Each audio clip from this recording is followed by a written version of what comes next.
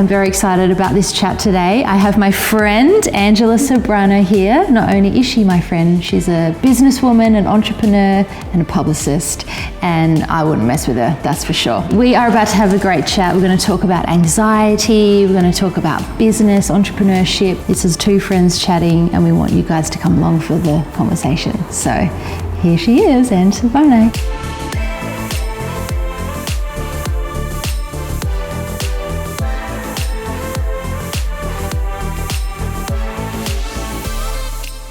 Angela Ceberano. Jules, Sebastian. My friend. Yes. How long have I known you? I know, I was trying to work that out. It must be like 15 years. Yeah. So you were working at Sony Music at the time when Guy got signed. Yes. Way back, 2003. Yeah, it was actually BMG back then. That's right. Oh, yes. Sorry. It was even pre-Sony days. That's right. Yeah. So BMG, you were working as a publicist and you got assigned Guy Sebastian. Yes. He was on my list. Yeah, I had a few different artists that I was working with at the time, and Guy was one of them. And we've continued to work together and be friends for all this time, 15 years. I remember you from back then, and I was like, wow, who is this like Hollywood movie star that's like taking care of my man? Like the blonde hair and the red lips, always a red lip, always a pink lip. It's like your signature look, and so good at your job. Oh, thank you. Yes. I remember, I'll never forget this story that you told me that I can't remember what client it was you were taking care of. So you're a publicist, so you're the person that would take the artist, the person who's promoting the thing around for the day, whatever publicity they've got going on. You make sure they get the press they need in the papers, in the magazines, all that sort of thing, and we'll go into that. But I'm just prefacing the story with this, that you were so nervous about getting the person where they needed to go the next day that you did a trial run the day before. For the first year that I was in that role, because I started when I was really young, so every other publicist was a lot older than me, so I was coming into it pretty fresh and pretty new, and I was given a lot of responsibility at a young age, and I didn't want to stuff this up. And I'm a bit of a perfectionist, so for me, I would see the schedule that I'd have on the next day, and I would literally get in my car, even if it meant that I was driving around till midnight. I just wanted to know, because this is before like sat nav, like this was back in the day when you actually had a map. And so I would make sure that I would do the proper like driving route, because we didn't have drivers back in the day. It was like a hard PR publicity slog that you're on the road all day, and I would practice the route to make sure that I knew the next day where my artist needed to be, to make sure that I wasn't kind of roaming around looking for the location that we had to be. So yeah, I would do a trial run the night before. But I feel like that sums you up from this long knowing you, and I don't think we've ever really directly worked together. No. But just seeing you work and working with Guy, that sums you up to me. You are so thorough. You are a perfectionist. If you're given the task, you will get that task done, and then 10 times more than you actually needed to do. And I've always respected you in how you work and how you do your life. That's why I wanted to have you here today. And you're a tea lover. I love tea. Tea is like my one comfort thing that I turn to every day. Can I also just say, Tea with Jules was actually birthed from a conversation that you and I had. I remember. Do you remember? Yeah, I do, because I think I was really into YouTube. I still am. I love YouTube. And I remember having a conversation with you on your kitchen table. Because I watched you start your YouTube channel, and I thought, wow, that's so cool. Like, that's really cool. And we'll talk more about that. Yeah. I had this idea that maybe like this sort of a sit-down chat with people that I know and admire. I remember that, and I was like, Jules, you have to do it. You would be perfect. And now look at this, it's amazing. I know, and it really was from you saying, you should just do it. Just do it. Just start. Why not? You got nothing to lose, you know? And now you're killing it. Well, I'm trying my best. Well, why don't you take me back, and please drink the tea. Yes, tea. Take me back to how you grew up, where you grew up, and kind of the trajectory of Yeah. how we're sitting here today? Well, I'm a Sydney girl, so I grew up in Sydney, but I live in Melbourne now. And so, yeah, I grew up in the northern western suburbs of Sydney and, you know, middle class, working family, but had always been around business. My dad is an entrepreneur. He's an inventor, like he invents like amazing things. Yeah, he's quite incredible, like very much has that techie kind of brain, but at the same time, which is sort of unique, he has this incredible marketing ability as well and a marketing brain. So he knows how to invent things and then take them to market. And so I've always been around that in my family. So I think I've got that entrepreneurial kind of thing going through my blood. But yeah, I went to school, went to an all-girls school in Sydney, and I hated school. Like I found it really hard to kind of fit in and find my groove. And I think that environment was very limiting for me. I was terrible at school. Had like a learning disability, really, and I don't talk about that a lot, but I remember being pulled out of year 3 and wasn't allowed to go to normal classes, and I'd have to do like one-on-one classes because I really struggled with reading and writing and those basic things that you should know when you're in year 3. Wow. Yeah, so that kind of set me up. I think I kind of was used to being a bit of an underdog, and so I think like growing up and having that, you know, kind of in the back of your head that you're not good enough or there's always someone better than you, it forced me and encouraged me to kind of go that extra mile and try harder because I kind of had to.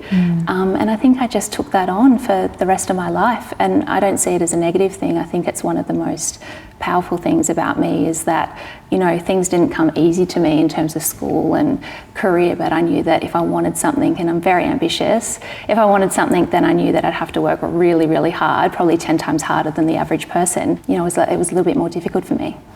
Yeah. Isn't it incredible how something like that happens in your life at such an early age, and it does set you up? Yeah. Like you said, you were set up. Yeah, and I think you're so impressionable at that age. Even to this day, I still have a trigger on it. Like even if someone says to me, you're stupid, I will go into a bit of, it's definitely a trigger. I will go into that place, and I'll get a bit dark and I'll feel really vulnerable. But you have used that as your superpower to push you forward in your life and to sort of take that feeling and make it into a motivation. Yes, I suppose. When someone says that can't be done, or you'll never amount to much, or you won't be able to do that, I'm like, thank you for saying that. It's actually a gift and a blessing to me, because I'm like, just now I'm going to try really hard and just watch me. You know, I use it as my motivation to kind of be where I want to be, you know, to just kind of prove everyone wrong. Yeah, which you do a lot. So you're growing up, you're watching your dad be an incredible inventor, an incredible businessman. Yes. And you're sort of struggling your way through school. So how did we get into... Yeah, so I had really bad anxiety as a kid. Like I found it really hard to kind of, going to the city or going out became quite the drama. I'd always be sick before I'd leave the house. Like it was that bad when I was little. And then later on in life, I found music. And music this is again, one thing happened on this one day. I went to, remember the TV show Recovery, ABC Recovery with Dylan Lewis? Like, we're going back a few years. Yeah, I loved that show. I loved that show. And they came to our school and they did a lunchtime gig. And they brought this really cool band with them. And I was like, this is awesome. Like I loved the music. I loved the whole entertainment and like kind of just glitz and glamour of it all. Like it was, you know, there was lights and cameras and action. I'm like, this is great.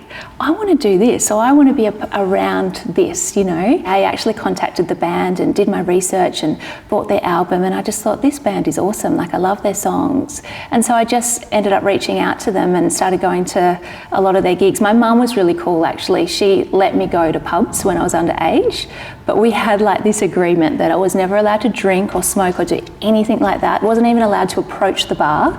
I was just allowed to sneak in, and if I got in, I was allowed to watch the band. And so I used to sneak in and watch these bands, and then afterwards I'd approach them and ask them if they had a website or if they had like a fan club, and if not, can I start one for them? And 9 times out of 10, they'd say yes. And so at the age of like 15, I was going around to pubs and clubs and finding young talent and I guess, yeah, it was publicity and promotion, but I just didn't know the word for it back then, I guess. And I was creating fan clubs for them. And this is prior to social media. I guess in a way it's kind of like the old school version of creating an online community, but it was just done in real life. How, as a 15-year-old who had anxiety and was a bit shy, what was that kind of bubbled inside of you? I think because I put that side of things into another category. I'm really good at putting things in different boxes almost. So I knew that I didn't fit into that box at school, and I really struggled at school, and so I was like, I need to create another box that's like uniquely just my thing, that makes me a little bit special. And it's interesting that I went on to, you know, have my own PR company, which involves people and talking, and, you know, a lot of times I'm behind the camera, but now I'm starting to get more in front of the camera. And yet if you spoke to your younger self, you would never think that you're kind of that person that you are. But I think I just learned how to put on a different hat. I'm like, no, this is work mode. Like when I'm in work mode, it needs to be very different from like school mode or like private Ange mode. And so I think I learned at a young age how to put on a different hat. What insight for such a young person. Yeah. That's incredible to me. Wow, we're really still at the start of your life. This is going to be a long episode, you guys. So once you've established the fact that you've got this gift and you want to do publicity, and so you're working, you found your way into BMG, which then became Sony Music, and working really hard in that industry and monitoring your way through, I'm sure, a billion different ups and downs and all arounds and long nights and... It was long, they were long days. Yeah, I was there almost 9 years actually, all up. So I really grew up at Sony because I started when I was really, really young, and I just worked my way up. I was given a lot of responsibility when I was young. As national publicity manager for, almost 8 or 9 years. Like, that's crazy. So then by the time I got to 27, I then started my own company. I went out on my own, which was a bold move. What brought that on? I got married. So, no, actually... Can we please talk about Phil for a moment? Phil Ceberano, my husband. He's the best. He's a special man. He's such a... But you know what? It's so funny because you and him are very similar. Like, you have that similar calming energy. Right. And you have it, and Phil has it. And not many people have that, where you instantly feel calm and comfortable around someone. Phil definitely has that. He's very special. He is. To put up with me and all of my to put up with me. You say that, but I don't think you're that bad, truly. I don't know, I'm like this. I look like I'm the swan on the surface because, in PR you really have to master that. A lot of the good publicists will and have mastered that for sure, because you need to be the calm one. You've got a lot of things going on in your head. You need to think about what's the next move going to be, how's the public going to take this message that we're putting out there into the world, how are they going to react to that, what happens if X, Y and Z happens, what's our next move. You're constantly living in the future, but you also need to appear really calm and in control of everything, because you don't want to stress your client out at the same time. You're putting out fires, but making it look like you're not putting out those fires, like you meant for those fires to happen. And now they're gone. So you're constantly kind of being the swan on the surface, but underneath, like I'm paddling like a crazy lady. I heard the best description of you a couple of years back. Okay. I think I told you this. Iron fist, velvet glove. And I was like, that is the most perfect description, because velvet glove,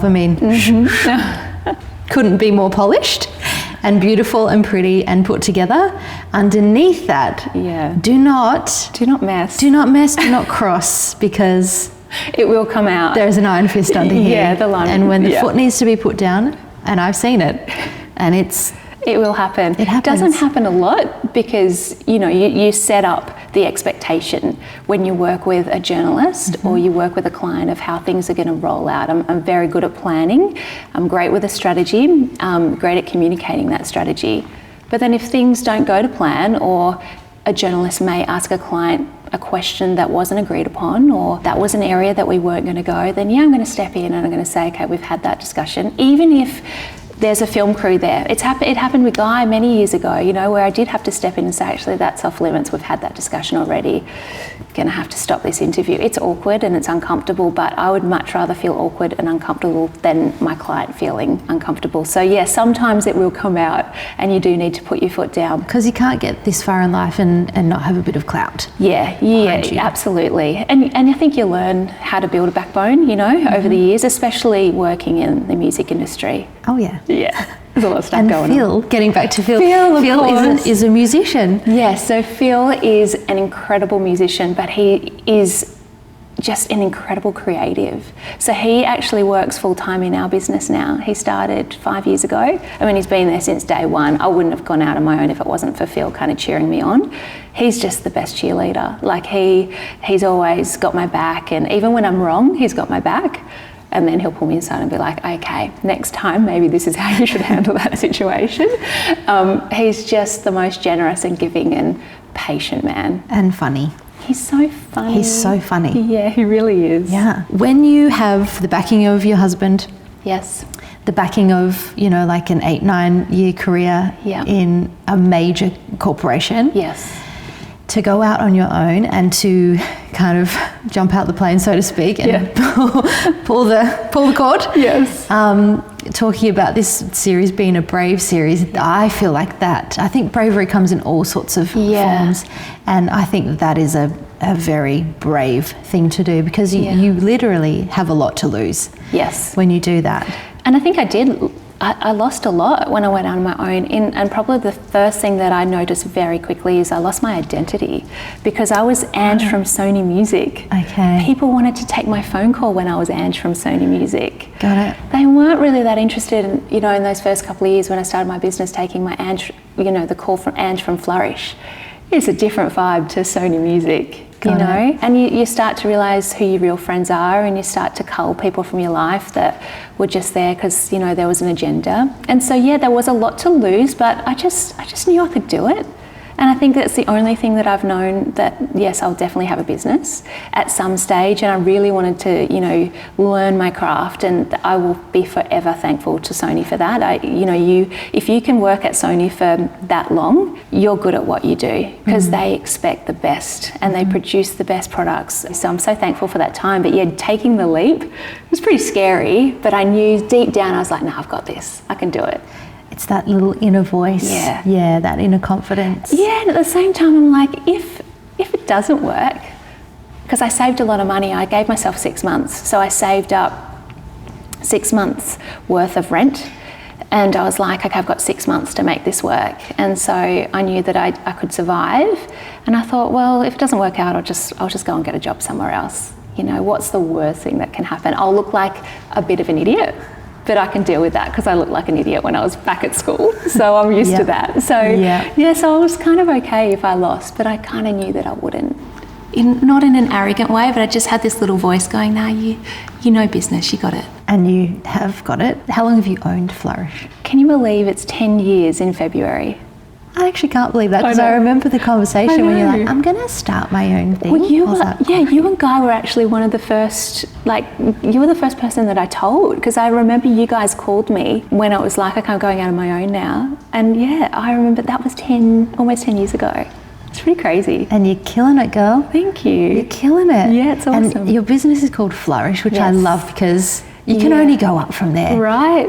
Things flourish and they get bigger and better, and it's such a great name. Yeah. And you've just done so much already in the business. You've worked with great clients, but you've also branched out and started some other things inside of the business. Yeah, I have. So, I mean, at Flourish, we look after lots of different, I guess, businesses. You know, we started in entertainment and celebrity, and now we do property, and we have health clients, and we have technology clients. We have an office in America, which means that we get to go over there a lot, which is excellent, because I love the States, because we look after a lot of tech stuff. And so we don't really specialise in one field anymore. We work across lots of different categories, which is great.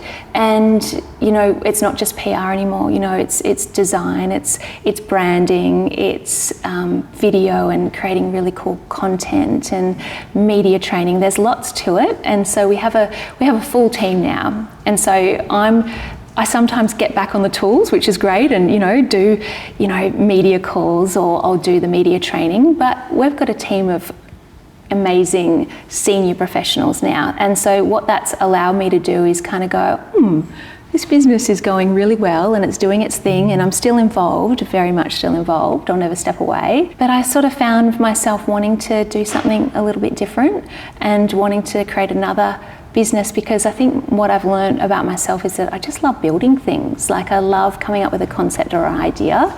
And yeah, I've just started a new business called Marco & Co., which is a luxury equestrian-inspired candle company, which seems so bizarre, but I have fallen in love with horse riding much later on in life, and I love candles, and I wanted to bring that world together. I wanted to be reminded of, the beautiful moments that I have with my horse when I'm back in the city and away from my horse, and so I created a luxury candle range to represent that, and also to talk about the importance of slowing down, and actually that ritual of lighting a candle and just taking some time for yourself and being reflective, I think is so important. And it's probably something that I didn't do in those kind of first 7 or 8 years of my business, because when you start a business you do need to be very, very focused, and in doing that you do lose a sense of self, because the business comes first. And so Marco & Co has been like this lovely little passion project, and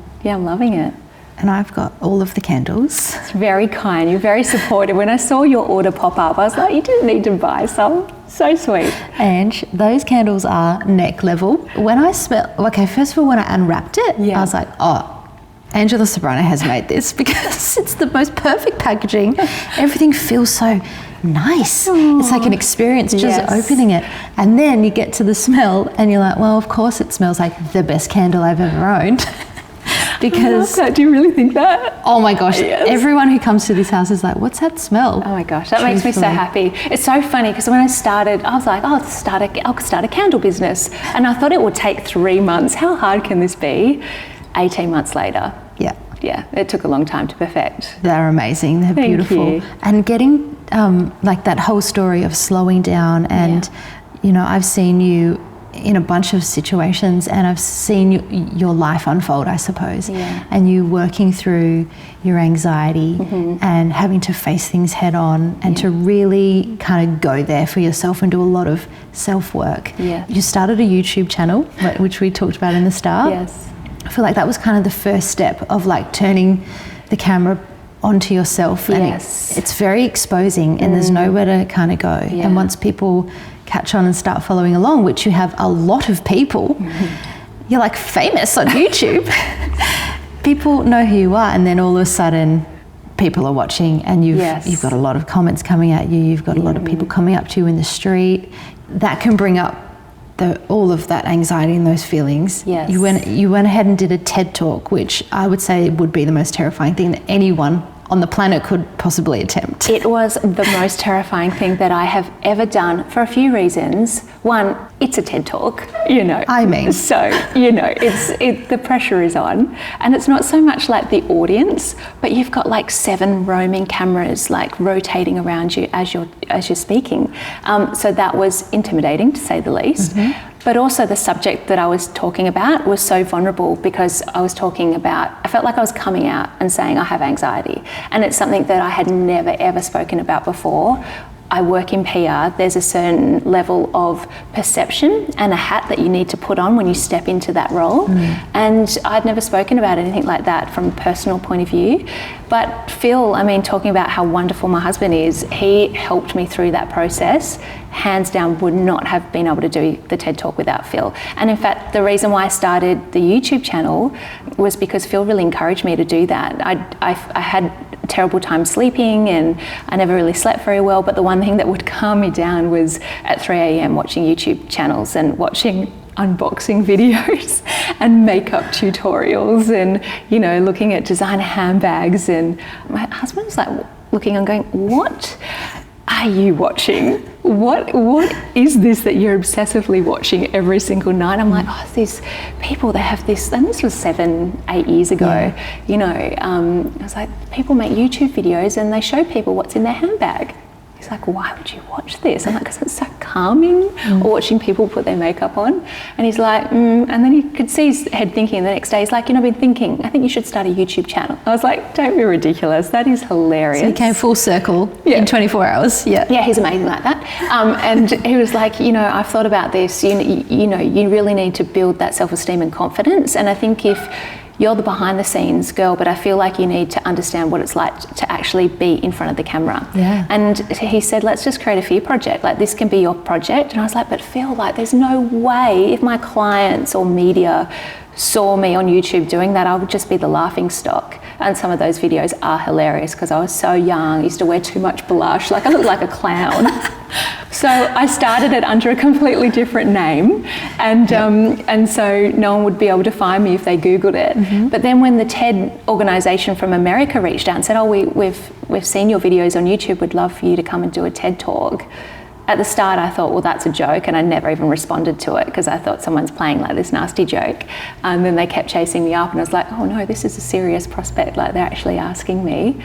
That's the time that I kind of came out, I guess, and doing the TED talk for me was saying, I have a YouTube channel. I started a fear project. It was, doing the YouTube thing. And that was kind of my coming out. And you have to be in it. Like, you have to, as Brené Brown says, you've got to get in the arena. You do. I mean, anyone who's not in the arena trying something, giving it a go, who hasn't started something, tried something, practiced something, you can't talk. I'm sorry, people in the grandstands. You can't talk about these people that are just in there giving it a red hot go. Yeah, I respect anyone that gives it a crack. Yeah. But also I think we're so scared, or in my experience, I was so scared of what people would think. What would my clients think? What would my journalists think that I speak to every day? And I know they all have a little laugh. I was going to say, what do you know what they think? Yeah, I do, because I can see it in their face. I know, and I get little comments here and there, but then I actually have grown to realise that there's only 5 or 6 people that actually care for their opinion, and everyone else I'm like, it doesn't matter. And actually it doesn't really matter to them either. They might have, a little bitch or a little comment here or there, and that's cool. They'll forget about it in an hour. They'll be talking about someone else, But as long as my crew and the 5 or 6 most important people in my life, their opinion matters to me. Everyone else, I'm like, take it or leave it. You're not gonna please everyone. I love that so much because that is so hard to get, Ange. Yeah, it is. Like, it's taken a while. 37. It's taken a while. You're sitting there saying, you're sitting there saying it like in one short little constructed sentence, but that is a lifetime of work. Took a lot of work. Yeah. Now, I wanted to talk to you on the subject of family. Yes. You and Phil don't have any kids right now. We don't, because I've been so focused on my career for so long that there wasn't a lot of time for that. When you're looking to the future and you think, okay, how is this going to work? Yes. When you work so much, you have multiple balls in the air, you manage a lot of people. It's a big life. You've got a huge life to sort of handle. I just wanted to establish, like, people watching on that don't have kids and are thinking about it, what those normal kind of fears might be. Yeah, when we got married, we were like, absolutely, we both want children. And then career and business, it took off. And then all of a sudden, here we are. And I'm like, oh, we haven't done that yet. Okay, it's been on the list for some time. And it just hasn't happened for us. And it's something that now I'm becoming, now that I'm 37, just turned 37. And so, the clock is ticking, as everybody reminds me of. And it's one of the first questions that most people ask, do you have kids? And now I feel like when I say no, I don't, I can kind of, whether I'm projecting it, I probably am, that I feel like they're looking at us like we're that weird couple that don't have kids, and so now we're really actively trying to have a family. It's really important, and sometimes I worry that I was so business and career focused that I worry that maybe I've left my run a little bit too late, and then I start asking myself questions like, you can have a business and make money and it can be great, but And I think this is part of starting the whole Marco & Co brand and having a wellness company. It's like, yeah, but at what cost? You know, and those 3 little words are so important to me now. It helps me make most decisions. It's like, okay, I can go and start a branch or an office in New York if I want, but at what cost? Working as hard as I did, and the stressful days, PR is stressful. It's not, you know, all cocktails and red carpets. It's about 2% of it, and it can be quite stressful. And running a business is just stressful. Payroll and responsibilities. When you've got staff, it becomes stressful. I do worry what that stress has done to my body, because, you know, we don't have any kids, and, you know, we got very close, and you know, we recently had a miscarriage, which was really, really tough. But yeah, we're working on it. Yeah. Thank you for sharing that. That is, I mean, it's huge. It is, but I feel like, and I didn't realise this until I went through it, like 1 in 4 women actually go through miscarriage, but we don't really talk about it. And so when it was confirmed, I was rushed to hospital because, you know, this weird thing was happening to me, and I knew something wasn't quite right. And when they said, you've actually just had a miscarriage, hearing those words, I was like, oh, this is a disaster. This is terrible. Something has gone terribly wrong. But then once I actually, you know, get on Google and you do your research, I'm like, far out. This is actually 1 in 4 women go through it. It's not uncommon, you know, it's something that a lot of women are dealing with silently, and we shouldn't have to kind of go through it silently, because it's really isolating and really lonely, and you feel like you kind of are living in shame, and, you know, you're not going to work for a couple of days because you're devastated, but you can't really say why, and the phone's still ringing, and you don't really get that time and space because you can't communicate it or talk about it because it's not the done thing. Why do you think that is? I think it's like anything that's kind of taboo subject. You know, we never used to talk about depression, suicide, anxiety, and I think miscarriage is one of those things. You know, it's awkward, it's uncomfortable, and it brings a lot of things to the surface. I have had 2 pregnancies and 2 beautiful babies. Beautiful babies. Yes, and I didn't have a miscarriage, and not that I know of. I believe that once you know that you're pregnant, you're a mother. Yeah. Do you know what I mean? Yeah. Now I'm going to cry. No. But I think that's that maternal kind of instinct that kicks in the second you know that there is a life inside of you. Yes. You're like, okay, I need to do everything that I can to protect this baby and to take care of it. And that's when you're a mother. It doesn't start once it's out in your arms. It starts right there and then. To have that feeling, protection, mama bear, and then for that to be no longer, and you don't get to fulfill the promise on the other side of it, I can only imagine the devastation. I think it feels like the same loss, the same amount of loss when you have a future prepared and you've dreamt about this, and you know, you've named your baby and you've picked out its nursery and you've imagined the schools and like all of that stuff.